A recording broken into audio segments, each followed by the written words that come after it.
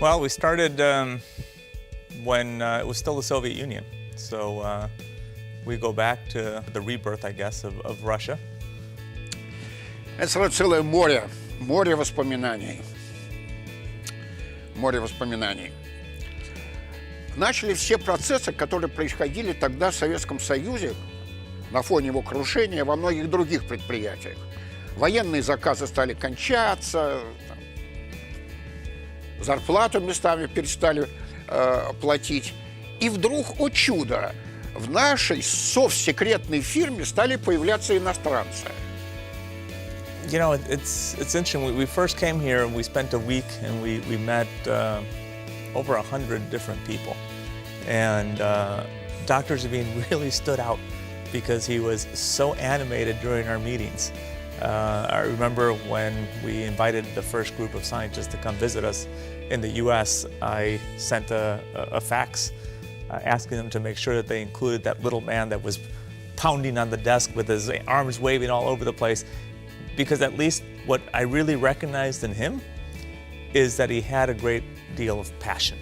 Поразительные времена, когда, мне было, кстати говоря, 58 лет, я 30 лет проработал в военно-промышленном комплексе, там, начальник отдела, замглавного конструктора, там, Луря, в общем, много чего было.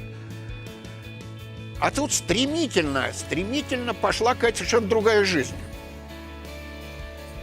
Dr. Zabin had an amazing ability for a 60-year-old to adapt and change, which is really quite extraordinary for any person, but for a Russian scientist who's 60 years old to be able to learn new concepts, new way of thinking, really speaks volumes.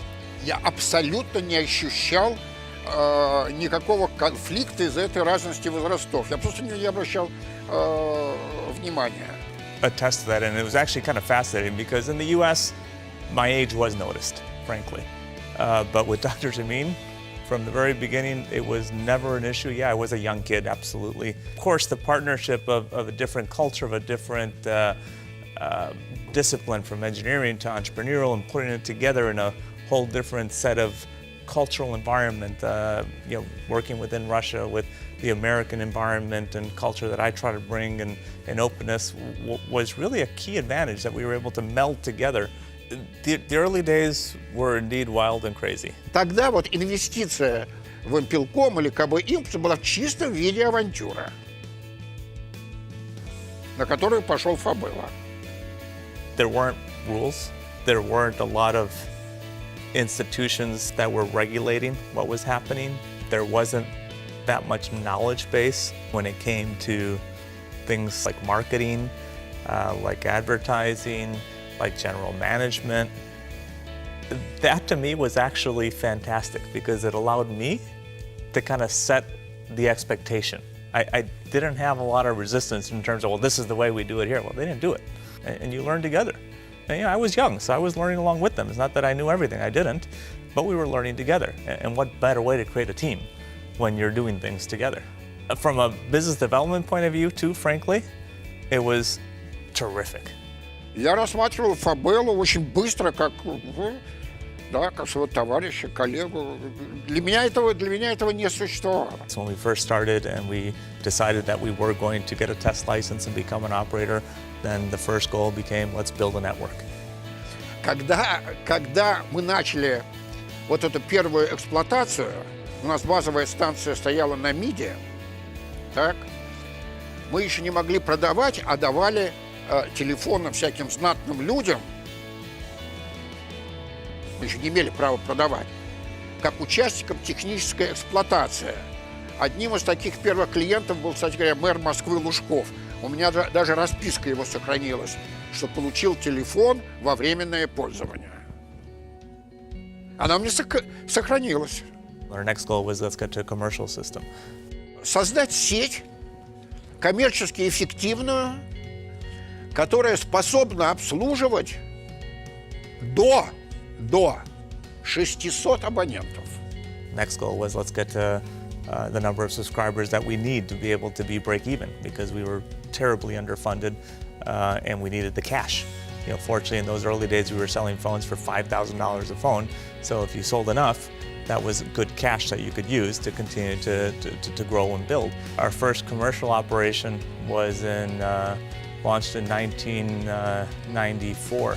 Реклама, на которой была изображена какая-то там кривая линия и прямая линия. Билайн — это линия прямая, но имеется в виду, что у вас связь хорошая, прямое соединение. А МГТС, московская телефонная сеть, это линия кривая. Плохая связь. So we always set a lot of intermediate goals to be able to kind of accomplish them and then move on, and you set a new goal. I remember when we did the IPO, I think pretty much the day that we actually listed, we had 50,000 subscribers. And I swallowed hard and I said, look, in 6, 8, 10 years, we will achieve 500,000 subscribers. And that was, no one believed me. They said, no way, you'll never get to 500,000. И потом это чудо, IPO. To be honest, I don't know English at all. During IPO, I learned one speech. I'm very glad to be here to tell you about VimpelCom, first Russian company on New York Stock Exchange, etc., etc., etc. Seeing the Russian flag, the beeline flag, having Russian dancers on the street, on the floor. Of course, that was an amazing feeling for a young guy. Открывал торги. Я бил в колокол. Флаги России, флаги Билайн на Уолл-стрите. Слезы в глазах. Это оргия. We needed the capital. We needed, frankly, the political cover. We were an independent a group of 2 entrepreneurs, basically. We needed the backing of the US government, of a New York Stock Exchange listing to be able to combat the challenges that we were facing at the time. But again, it was just one more goal we achieved. Now let's move on to the next. Да, у нас потом были кризисы, потом было дефолт, был фактически у нас потом, а старт был фантастичен. We started with the US standard, but the future was, of course, GSM. А если бы не было бы GSM, не было бы и VimpelCom сейчас. Мы 2 года за него бились. The partnership with Telenor came in 1999. Their investment and their coming in really helped save the company because they gave us capital that we desperately needed, having been very severely hurt by 1998 in the financial crisis. We lost about 60% of our cash, which was dramatic for us. Что самое ценное, что принес Теленор в компанию, это был Джо Лундер. Probably the biggest contribution, though, that they gave us even more than the money, though it was fundamental, was that we had the opportunity to meet Joe Lunder. When I came to VimpelCom in 1999, the company were losing money. We didn't have a GSM network in Moscow yet, and the whole task was about taking advantage of that strong group of people and that strong corporate culture and start making money again. Without GSM, we of course would never have developed, and frankly, we probably wouldn't be here. So it was a huge milestone in Dr. Zemin getting us those frequencies, and it absolutely gave us a new chance at life and at growth. Кстати говоря, вот для меня один из ярчайших периодов жизни VimpelCom, это, я его описываю в книге, была битва за GSM. I also met 2 extraordinary individuals, Dmitry Zemin and Augie Fabella. The 3 of us were a great match together. The contributions that Joe Lunder brought to this company in terms of transforming our management to professional management was absolutely fundamental to who we became and to give us the ability to become the VimpelCom that we are today. Что вот я сейчас говорил, если я считался адекватным на этапе зарождения компании, создания компании, ее развития, так, то я совершенно объективно ощущал и ощущаю, что вот талантов руководить вот такой гигантской компании у Лундера на порядок больше, чем у меня. Отношусь к нему с колоссальной симпатией и уважением. Great timing. Zemin wanted to transition out. Alpha wanted to find a telecommunications company to invest in. Great match. Money came in for a second time. We used the money to develop all the regions in Russia outside Moscow. Alpha came in 2001.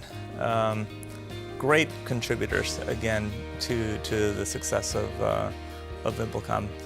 They were fantastic believers in globalizing VimpelCom. After he left VimpelCom, how he completely left business altogether and decided to become a philanthropist and did some amazing, groundbreaking things here in Russia with philanthropy. Extraordinary man and extraordinary talent. I think Ogi Fabella and Dmitry Zemin made the impossible possible. If you move on to 2004, and I use 2004 because 2004 was pretty fundamental in that, at least as a milestone, it was the first time that we expanded outside of Russia. It was to the CIS, it was going to Kazakhstan, but nonetheless it was a milestone saying that, look, we want to be more than just Russia. We looked to expand, we acquired various companies to be able to grow the group into a larger group, culminating in the acquisition of Wind, which really put us on the global map. Put these two groups together of similar DNA, and that's what we now have today, which is a really strong group of people with similar values, with similar vision, and with a similar history of where they came from. We have the ability to challenge and then tackle any obstacle. VimpelCom always comes back. And at the end of the day, it's all about people. It's people who really drive the business. There is no such thing as the company. The company is the people. Ogi Fabella is the only person that has been actively part of the development of the company. He has always a vision. Ogi is a very visionary man, and he is also an entrepreneur.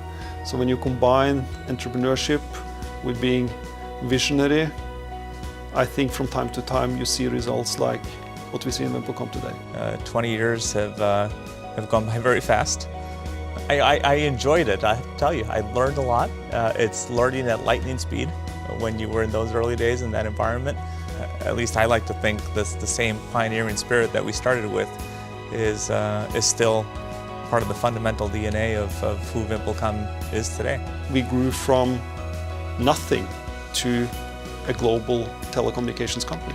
The joy, the satisfaction of having the passion of accomplishing, we're very fortunate in what we were able to accomplish.